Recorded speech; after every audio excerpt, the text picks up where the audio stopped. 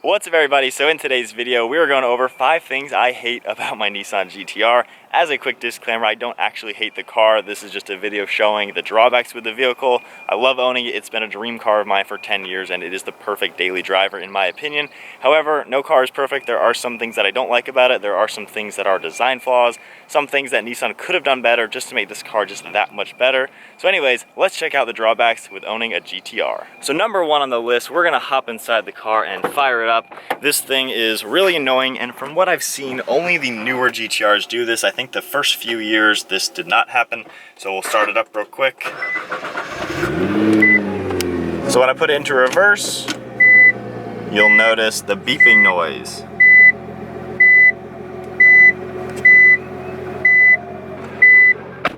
So as you can tell in reverse, on the inside of the car, it just keeps beeping. It beeps over and over. So we'll shut that off real quick. But yeah, when you put the car into reverse, first off, I know I put it into reverse because I put it into reverse. The backup camera pops on when I let my foot off the brake, it rolls in reverse. And yet it needs a 4th way to tell me that I am in reverse. And the weird thing is it only beeps on the inside of the car. On the outside, nobody else can hear the beeping. So it's not like a big semi-truck warning others around you that we're in reverse. It's just warning the driver that you happen to put the car into reverse.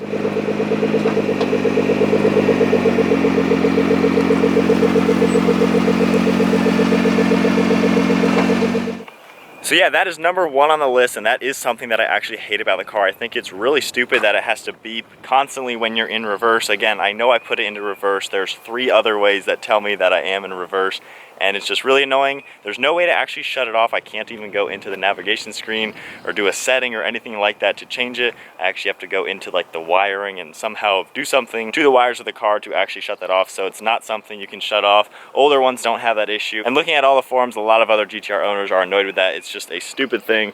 So anyways, let's go on to number 2. We'll go to the passenger side for this. So this vehicle does come equipped with heated seats, which is a great feature to have when it is winter time. And as you can see on the side, there is the button right on the right side of the passenger seat, and then obviously on the left side of the driver's seat. Now, the drawback with it, as you can actually tell, the button was left in the on position. Now that may not seem like a big deal, but let's go ahead and hop in the car real quick. So in the driver's seat, here's the issue with that. From here, I can't actually tell if the passenger seat heater is on or off.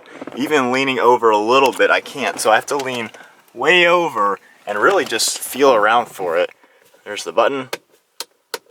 So there we go, now I know it's off. So the drawback with this is, if you have a passenger in your car and then you go somewhere, they have had the heated seat on but then didn't turn it off when they get out of the car. Next time you get in your car, if you don't have a passenger, the drawback is, how do you as the driver know if that button is still on or off? And that has happened to me a few times so far. If I have a passenger, they have it on, the button will stay on, so then I could drive for even a week maybe without having a passenger in my car, but the heater is still on. And for me, that just, it annoys me a little bit. I don't like things on if they're not in use, but it kind of sucks how the button is way over there, so as a driver, I can never tell if it's on or off. And even in the driver's seat, it's kind of the same story. It's hard to see the button way down there. But even this, sometimes you can forget that it's on, and that did happen last weekend. I had the heater on, I forgot that I left it on, and when I hopped back in the car the next day, within like 5 minutes, I was kind of questioning why my butt was feeling so hot. It's because it was on. So I would like it if the seat buttons were somewhere more visible so you could know if they're on or off, and I do think they have a good spot right here. They could have had the buttons right here just to make it a little bit easier. Kind of a silly thing to point out, but it is a little bit annoying. So moving on to number 3, now this actually does not include the trunk. This is the first time I've been making this video where I'm not complaining about the trunk. This thing is a big trunk and I love it, so it's really easy to work with. But the one thing that I think is a slight drawback, the rear seats do not fold down at all. Now obviously there's a lot of drivetrain down in here. It has a rear mounted transmission and 2 drive shafts under this area, so I understand how this whole center console and obviously the speaker system, I get how none of that would move, but I think it would be nice if at least the back cushions could fold down, because think about it, this is an all-wheel drive 2-door coupe vehicle with rear seats and a big trunk, so it has practicality. It can go places. This is something you could go snowboarding with. However, you can't fit your snowboards in the back at all. I think it would be nice if somehow they could make this section have some type of cutout to where you could actually fit your snowboards in here, because if the seats did fold down, they would easily fit. So I think that would have been just a little bit nicer to give the car just a little bit more practicality.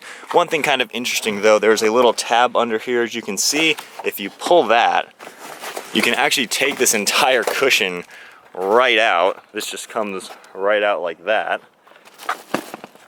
And then looking in here, I think it's just that one bolt down there and you could pop that out. But then back as we look into the trunk, I think you'd have to do a little bit of work getting this whole panel out, but obviously the center's not gonna move. But yeah, I think it would be a little bit nicer if they made them fold down, because this is kind of the same size as like a Mustang or a Camaro or an M4 or something like that. So this does have the space to have foldable back seats, but you can't do it.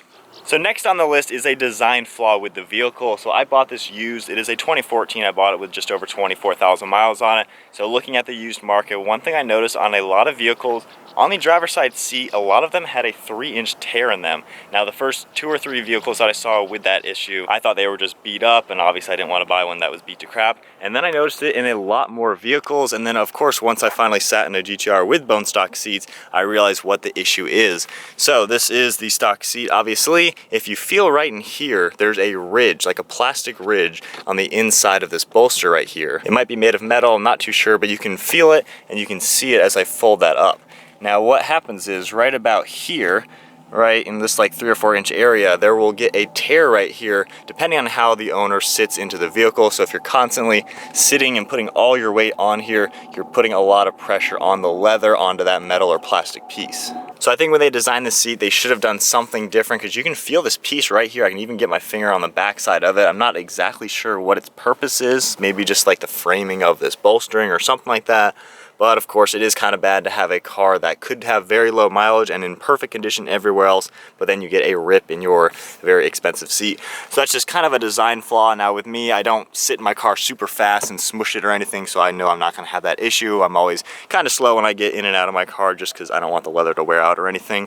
But it is a design flaw, and I think Nissan could have done something a little bit better. This thing's been out for a decade, so they obviously had some time to fix that. So anyways, let's go on to number 5. So number 5, we're gonna get back in the car and turn it on once again. Now this one has to do with the transmission. Now before I say it, it's not that it's not a manual transmission. This car would be pretty cool if it had a stick shift. However, it would lose so much of the character of what this car has to offer. It's really hard to keep up with the performance levels if you were shifting yourself. So this car does work very well with a twin clutch gearbox, and it makes the car insanely fun. So anyway, what the issue is the noises this thing makes. So we'll start it up real quick. So the car makes a lot of transmission clunk, so if I put it in reverse, you'll probably hear it change. You can hear a noise down under. Same thing going into drive.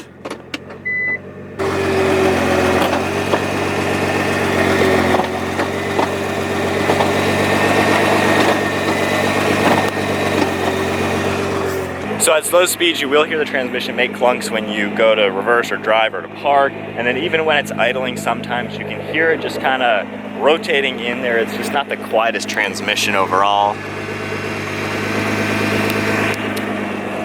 And then when you are driving the car, slow speeds around town, you'll hear it change abruptly sometimes, especially if you go into like first gear when you're going really slow. If you sometimes give it gas at the wrong time, it'll clunk and jerk a little bit.